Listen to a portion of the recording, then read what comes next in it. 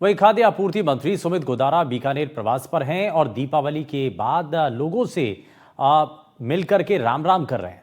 इस दौरान उन्होंने एनडीटीवी से खास बात की है, जिसमें उन्होंने अंतर चुनाव समेत कई मुद्दों को लेकर के बात की है। दीपावली पर्व के बाद कैबिनेट मंत्री सुमित गोदारा अपने निवास पर है। लोग सुबह से ही इनको जो रामा समय उनको लेकर आ रहे हैं, साथ में मिठाई भी एक दूसरे को खिला रहे हैं। हालांकि काफी लोकप्रिय है, आम जन से जुड़े हुए हैं लोग, इनसे लगातार चाहे ग्रामीण परिवेश के हो चाहे शहरी परिवेश को लोग इनसे मिल रहे हैं। इन्हीं से बात करेंगे। सर, दीपावली की शुभकामनाएं सबसे पहले तो आपको सबको, एनडीटीवी परिवार को और पूरे बीकानेर वासियों को, समस्त प्रदेश वासियों को दिवाली की बहुत बहुत शुभकामनाएं और आने वाला वर्ष सबके लिए मंगल कामनाएं, शुभकामनाएं लेकर आए। और हमारा भारत जिस तरह विकसित भारत तरक्की कर रहा है, चारों ओर खुशहाली है और भारत का विश्व में जो नाम हो रहा है और ऊंचाइयों पर जाए, यही मनोकामना हम करते हैं।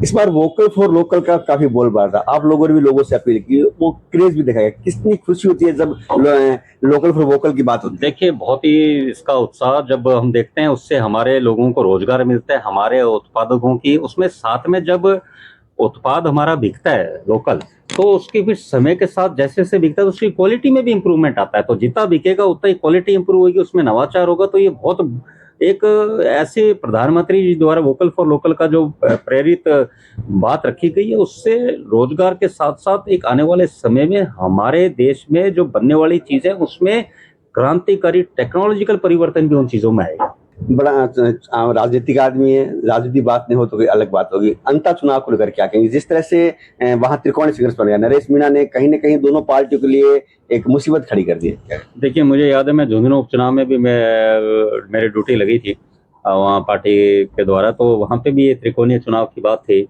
और भारतीय जनता पार्टी में 42,000 से चुनाव जीती थी। तो आप ये मान के चलिए, अंतर चुनाव भारतीय जनता पार्टी माननीय मुख्यमंत्री जी के कुशल नेतृत्व में भारी मतों से ये चुनाव जीतेगी।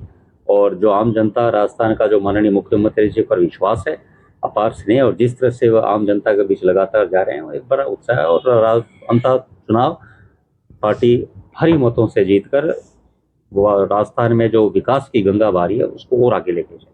उसको और अगले ये थे हमारे साथ केंद्रीय मंत्री सुमित गोदारा, जिन्होंने कहा कि जो खाद्य सुरक्षा में लोगों ने स्वेच्छा से गिव अप किया है, वो अपने आप में रिकॉर्ड है, इनके काल में हुआ है, वो अपनी बहुत खुशी की बात इनको।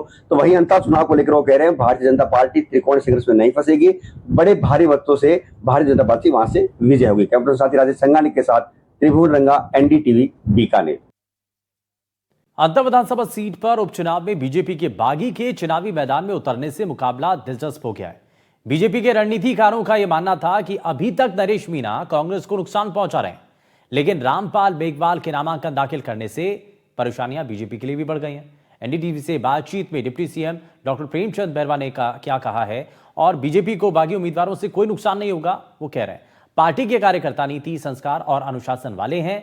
वहीं जैसलमेर बस हादसे पर उन्होंने कहा कि जांच कमेटी की रिपोर्ट अभी नहीं आई है, जांच रिपोर्ट आना बाकी है। राजस्थान में अंता विधानसभा सीट पर उपचुनाव बहुत दिलचस्प हो गया है, खासतौर पे जब बड़ी संख्या में नामांकन दाखिल हुए और भाजपा के बागी कैंडिडेट जो हैं उन्होंने भी पर्चा भर दिया है। हमारे साथ deputy CM doctor Premchand Bairwa हैं। बैरवा साहब, अभी तक तो लग रहा था कि नरेश मीणा नुकसान कर रहे हैं कांग्रेस को, लेकिन अब भाजपा के लिए भी परेशानी है, क्या लगता है इस सीट को लेकर?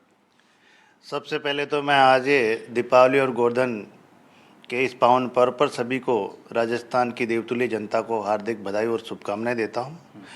आपने अंता के बारे में पूछा कि भारतीय जनता पार्टी एक संस्कारवान पार्टी और रीति और नीति से चलने वाली और एक विजन लेके चलती है, और हर हमारा कार्यकर्ता है वो ज़मीन पर काम करता है, वो जनता की सेवा करता है। निश्चित रूप से हमें पूरा विश्वास है कि हम अंता चुनाव जीतेंगे, क्योंकि हमारा कार्यकर्ता हर व्यक्ति के दुख सुख में हमेशा काम आता है। रामपाल मेघवाल नुकसान नहीं करेंगे आपके लिहाज से? देखिए, वो किस हिसाब से हुए हैं, क्या हुआ उनको, क्या, लेकिन हमें हमारी पार्टी पे और हमारे कार्यकर्ताओं पे पूरा भरोसा है।